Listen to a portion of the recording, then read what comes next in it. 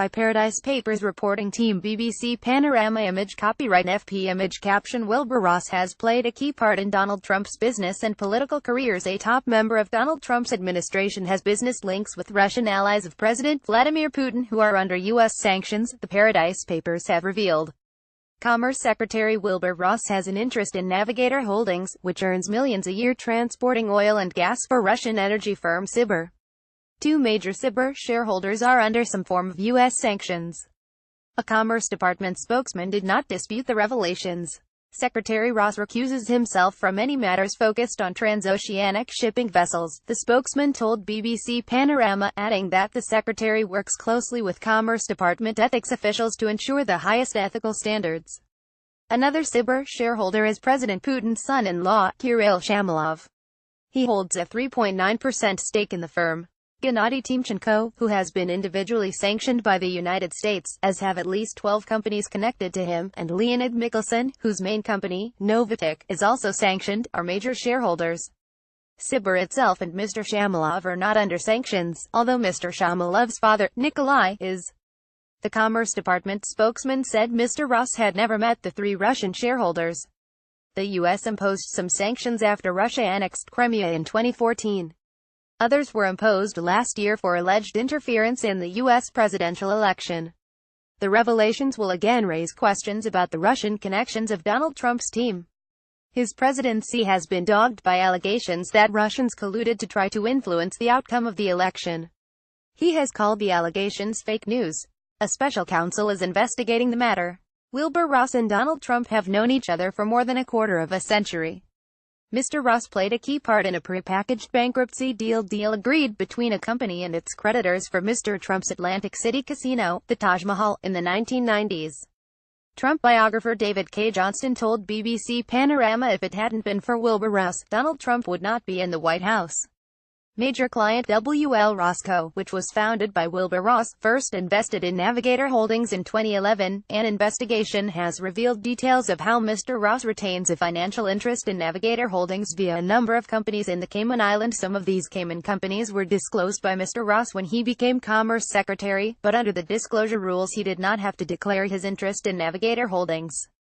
Its annual report in 2016 showed 31.5% was still held by entities in which Mr. Ross has a stake, although the value of Mr. Ross' personal holding remains unclear.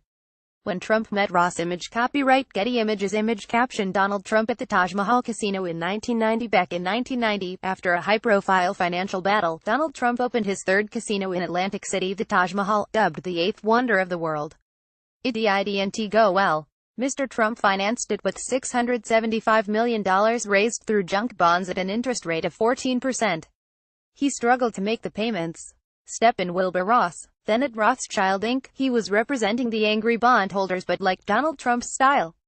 Trump biographer David K. Johnston said Wilbur Ross was a key negotiator in Donald Trump not having to go through bankruptcy and not being swept into the dustbin of history because he saw the value in the Trump name.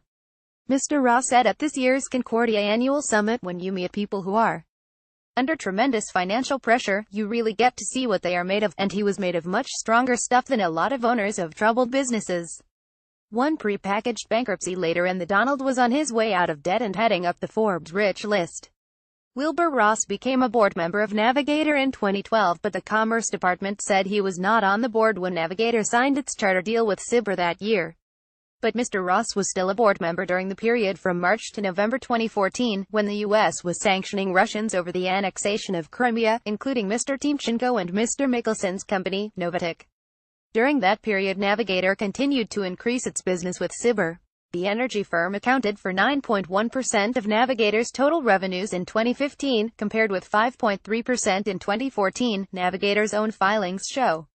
Mr. Ross left Navigator's board in November 2014, but his seat was taken by Ross Group partner Wendy Teramoto, who served on it until 2017. Figures from 2016 showed Sibur was still among Navigator's top 5 clients, predominantly exporting Russian gas to Europe and potentially providing significant income to sanctioned Putin allies. This year, Navigator doubled the fleet it is using on Sibur exports to 4. Sibur has provided Navigator with $68 million, £49 million in revenue since 2014.